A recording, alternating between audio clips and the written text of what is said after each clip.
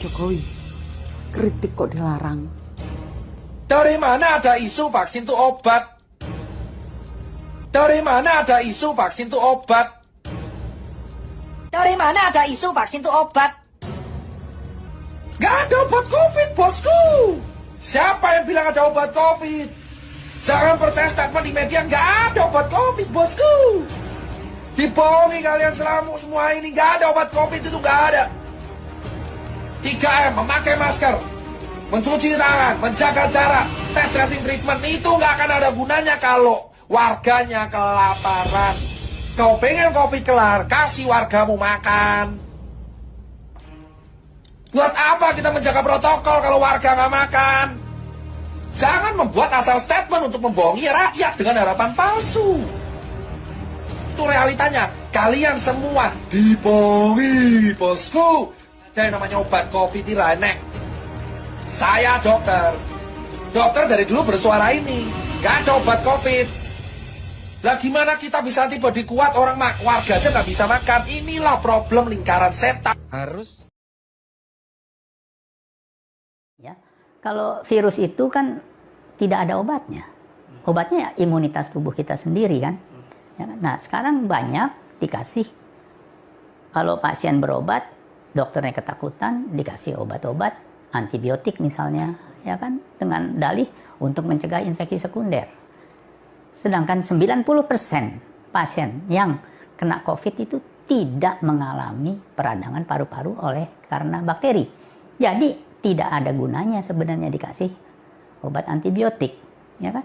Nah, obat antibiotik yang sering diberikan ini adalah asitromisin, levofloxacin, antara lainnya. Nah, asitromisin dan levofloxacin ini mempunyai efek samping adalah bisa mengganggu irama jantung. Kalau orang dikasih obat asitromisin, jantungnya terganggu, jantungnya istilahnya ngebrebet. Ya kan? Dia ngebrebet, waduh, sesek dong. Nah, kalau sesek itu, kalau orangnya tahu, oh ini karena obat, bisa di stop. Tapi kalau enggak, dikasih terus, makin sesek, dimasukin ke ventilator. Ya kan? Di ventilator nanti terbentuk, di tube-nya itu terbentuk lendir. Lendirnya harus dibersihkan setiap 15 menit. Cuman itu kita nggak tahu apakah dilakukan apa tidak. Seandainya tidak dilakukan, apa yang dilakukan?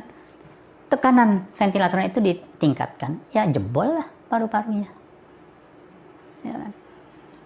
Ya kan? Kan sampai saat ini kita tidak pernah melakukan penelitian. Pasien itu sebelum meninggal dikasih obatnya apa aja. Itu kan belum ada. Kalau di dunia barat itu banyak penelitian-penelitian yang bilang kalau dikasih ini, kasih ini, mortalitasnya, angka kematiannya itu meningkat. Ya kita harusnya juga bisa belajar dong dari situ. Ya kan? Jangan sedikit-sedikit COVID. Sedikit-sedikit COVID. Anosmia, waduh hilang penciuman. Itu COVID. Lah orang pilek aja juga penciumannya terganggu kok. Orang alergi, ya kan itu juga terganggu. Kok bisa-bisanya bilang itu pasti COVID. Itu pasti COVID. Dicek PCR. Kalau dia negatif dia bingung. Positif bingung. Jadi gimana dong?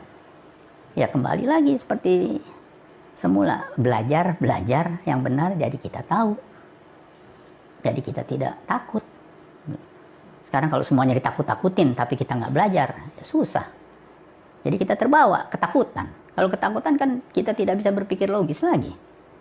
Apa-apa yang dikatakan ini, wow minum obat ini sembuh. Minum, beli. Ini beli ini. Sampai minyak kayu putih juga nih minum.